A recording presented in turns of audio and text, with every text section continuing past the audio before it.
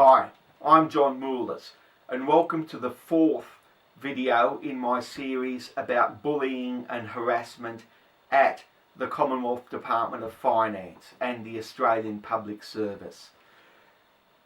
Now, I told you in my last videos about instances of bullying and harassment that had happened.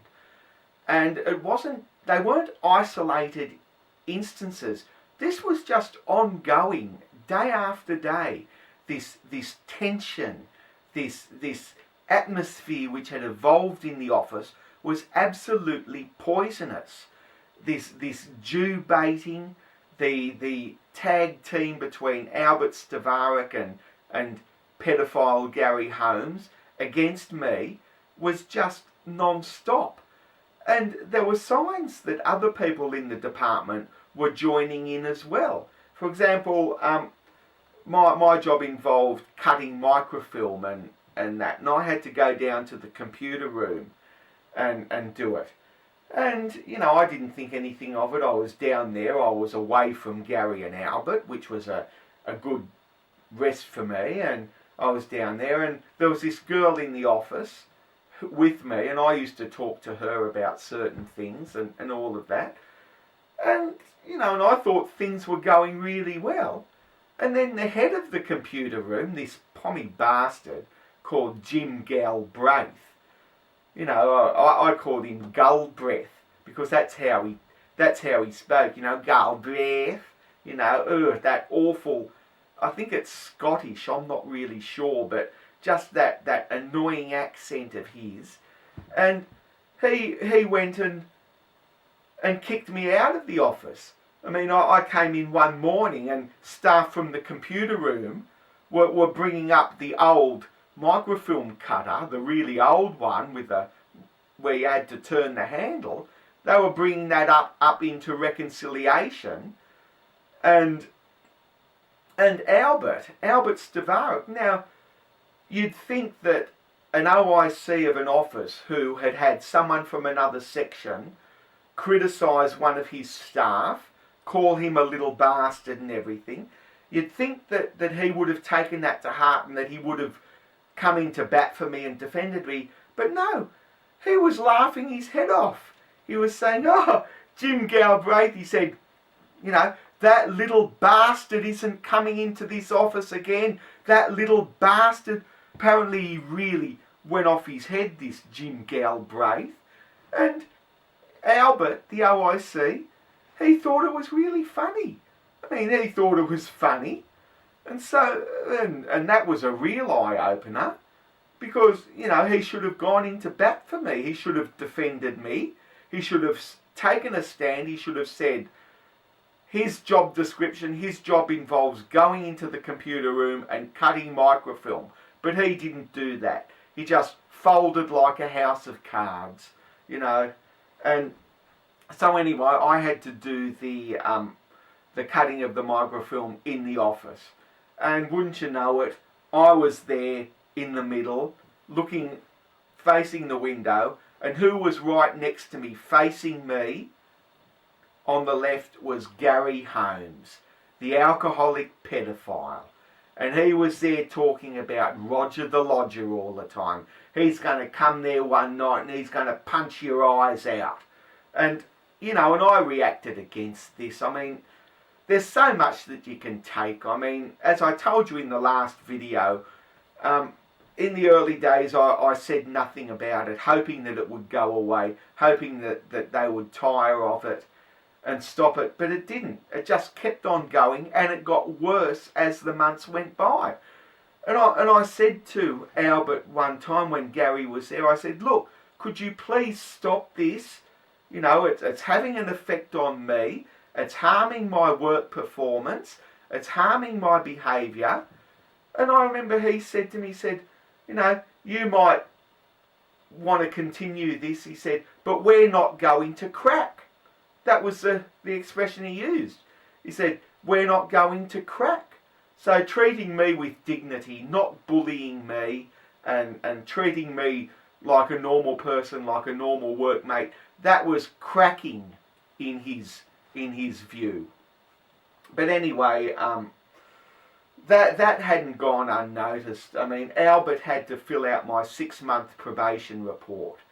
Normally, the 6-month probation report is it's a shoo-in. You automatically get confirmed at the end of 6 months. It's only under extreme circumstances that someone isn't confirmed, that you have your appointment annulled or whatever. And the original recommendation at the end of 6 months was that I be confirmed. And that was written, years later, when I went and saw my papers at the Department of Finance. The early papers had been destroyed, but someone had written up a report saying what was in the early papers. And of course, I didn't see the probation report at the time. This was before freedom of information or anything else, that any documents relating to you didn't see them routinely. You only saw them if you went back and saw your files. And in that report it said that someone had written on the form that my appointment be confirmed in blue, and that somebody else had written in over the top of it in black, continued, that the appointment be continued. And I have a fair idea that it was Albert Stavarik who wrote that on the form, that my appointment be continued. But anyway, it was extended out to 12 months, and I was called into the director's office. Now, I had this idea, when that girl in the office said to me about, I'm really concerned about the way you're being bullied and victimised in the office by Gary and Albert. I had this idea that if things got really bad, that I could complain to the director. I could go to the director and he would put things right. He would issue memos and call in the supervisor, Gary and Albert, and tell them to treat me decently. God, how wrong could you be? I mean, that was another eye-opener in the in the public service. I went there and after the 6-month probation report went in, and it was a shocker. I mean, I snuck a look at it. Albert had left it in his in tray there at his desk, and they had all gone out for lunch one day, and I was in the office, and I went through his in tray and I found the report, and it was an absolute shocker. It said that I was belligerent, that I was brash, that my behaviour was unacceptable. All of these sort of things were said to me in the report. And I was called into the director's office, and I was asked to explain it. I said, this report isn't very good, all of this. And I said to him, look, the only reason I'm behaving like that is because I'm being bullied and victimised and harassed all the time, that there is an ongoing campaign of bullying against me, and I am simply responding to that. You give back as good as you receive, and that was how I was behaving. That was in response to the treatment I was getting from them, and I thought that he would see reason, that he would see that was the reason my behaviour was like that, because of the bullying and victimisation. But no, he didn't see that. I mean, he wrote a minute to personnel, a staff clerk at personnel, saying, I am convinced the reports are accurate, even though Mr. Moulis says that the reason he behaves like this is in response to similar treatment from the other officers. And that was, then I realised what a shithole the public service was, that his senior officers, they told him all of this garbage about me, and he believed it unquestioningly. He just wouldn't see reason. He wouldn't see my point of view. He wouldn't see the truth. He just believed what he was told by, Gary and Albert, because they were senior to me, and I said to him, I don't know whether it was him, Ben Forner, or the Deputy Director, Jerry Van Meegen. I went to him again about this victimisation and bullying, No, I remember the response. He rolled his eyes and he said to me, you have to realise that this is the way you're going to be treated in the public service, in the workforce. He said, you're not at home with mummy anymore, you're not at school anymore, you're out in the big bad world, and this is life. This is the way you're going to be treated because you're the youngest person in the office, you're the most junior in the office, and that is the workforce. This is, suck it up, princess, in other words, is the expression you'd use today. And I left there thinking, like I said, is this what I'm going to have to put up with all my life? Is this life? And then, of course, that didn't stop there. The following day, Gary Holmes, the alcoholic pedophile, started calling me little mummy's boy all the time. And that is one thing I will not stand. I will not stand for criticism of my parents or family, and I will not put up with that sort of inference. And Gary Holmes kept on saying this all the time, and I said to him, where did you get that from? And he said to me, Jerry Van Meegen, the deputy director, he said, he told us that at the pub last night. They used to meet at the pub there after work and talk about work and all that sort of thing, talking shop. And Jerry Van Meegen had apparently had a big laugh about me coming to him complaining about bullying in the workplace. But like I said in the last video, that was the attitude in the late 1970s. It was the law of the jungle. That was the workplace.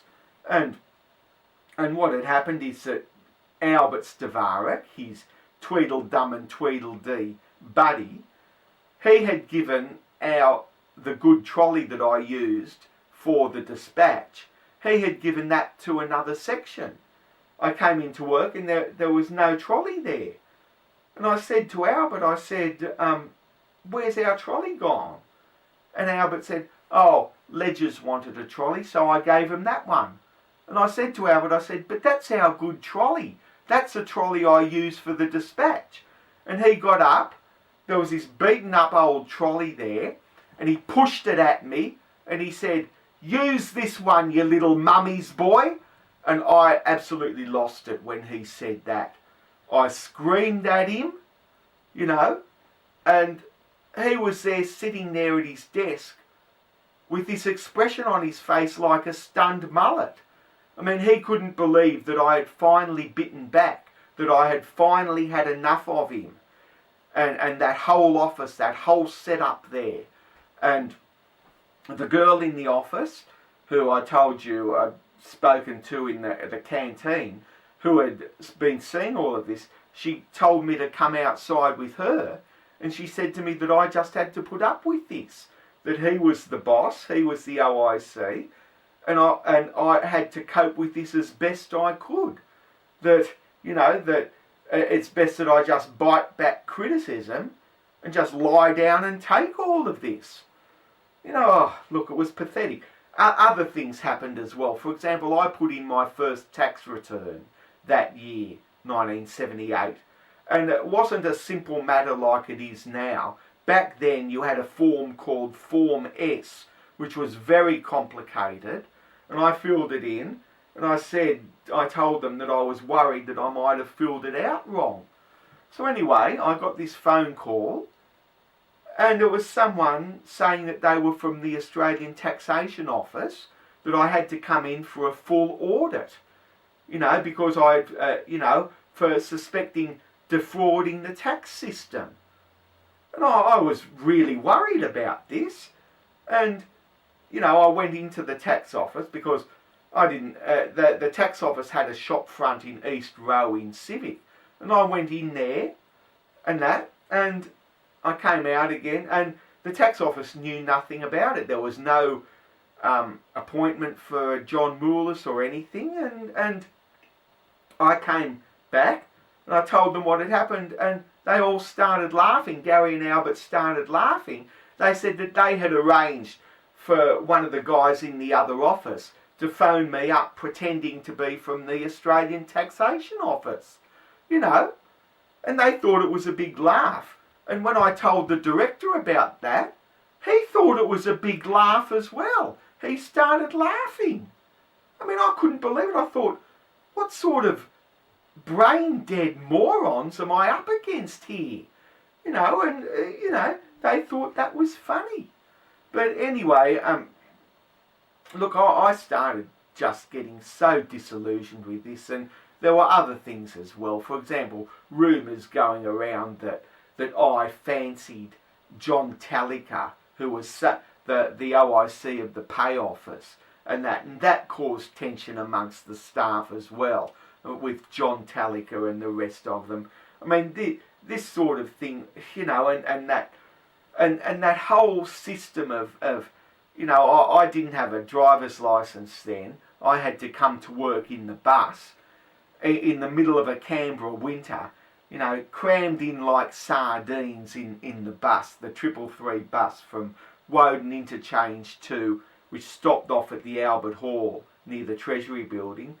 And just this business is one of these bastards going to sneeze and I'm going to get a cold out of it. That whole setup of work, you know, I was there saying, you know, why am I in this situation? You know, who came up with this system of work and all this sort of thing? And I told you in the last video about when I sat down with my mother and saying, you know, am I going to be doing this for the next 50 years? You know, that whole concept of work, you know, I hated it.